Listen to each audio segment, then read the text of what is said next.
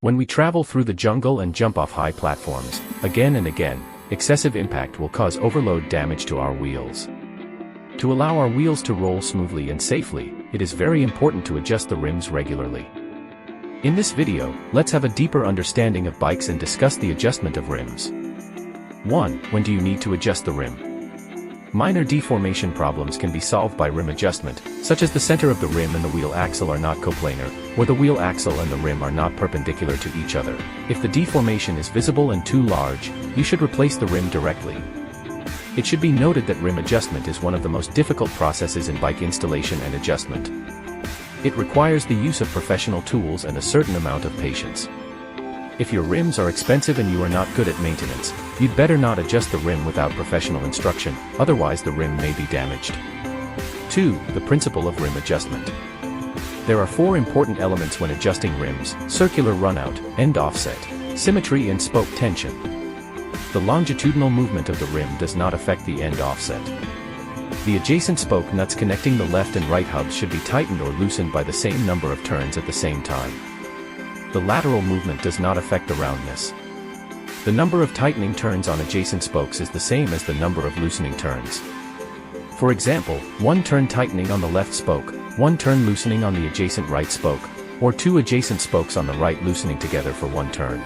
Note that you should adjust roundness first and then adjust the offset. 3. Adjustment steps. First, there are some tools we will use: wheel truing stand, spoke wrench, screwdriver, tension meter, etc. Use a screwdriver to tighten the outside rim spoke nuts clockwise. Use a spoke wrench to tighten the inside rim spoke nuts counterclockwise. 1. Thread all spoke nuts until nuts just cover the spoke threads.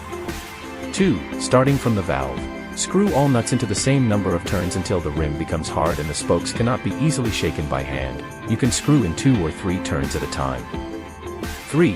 Fix the rim on the wheel truing stand and use the tensiometer to check whether the tension of all spokes is close. 10% upper and lower limits. If you do not have a tensiometer, you can pinch the adjacent spokes on the same side with your fingers for a rough estimate. If there is a big difference in the tension of some spokes, adjust them to close to other spoke tensions. 4. Adjust circular runout. Generally, the circular runout is reduced by tightening the spokes.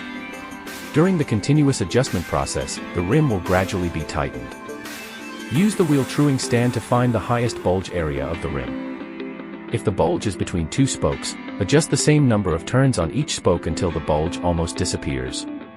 If the bulging center is at a certain spoke, tighten the spoke 1 turn, and then adjust the adjacent 2 spokes which connect the rim on the other side by 1/2 turn each until the bulge disappears. Adjust the number of turns to be evenly distributed so that the spoke tension changes to the left and right hubs are equal. According to the above method, adjust until the longitudinal runout does not exceed 1 mm. Note, the adjustment actions should be as independent as possible and not affect each other. During the adjustment process, try to find a position with a larger deviation and gradually reduce the circular runout.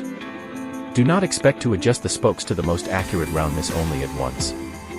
5. Adjust end offset. Face the wheel truing stand, turn the rim, and find the farthest position of the rim from the center line. If the rim is offset to the left, loosen the spokes connected to the left hub, and then tighten the spokes connected to the right side. For example, if the rim deviates to the left, and the farthest deviation is between 2 spokes, loosen the left spoke 1/2 turn and tighten the right spoke 1/2 turn. If the farthest deviated position is close to a certain spoke on the left, loosen the spoke 1/2, then tighten the 2 spokes connected to the right hub 1/4 turn each. The adjustment of the right side is the same. There is no need to adjust each deviation to the best, but should be adjusted alternately until the rim end face does not deviate left or right. 6. Adjust the rim center line. With the help of the center mark of the stand, if the rim deviates to the left side of the center line, loosen all the spokes on the left side starting from the valve by 1/2 turn. The number of turns is for reference only. Adjust according to the actual status, and tighten all the spokes on the right side by 1/2 turn to make the rim move to the right until it is centered.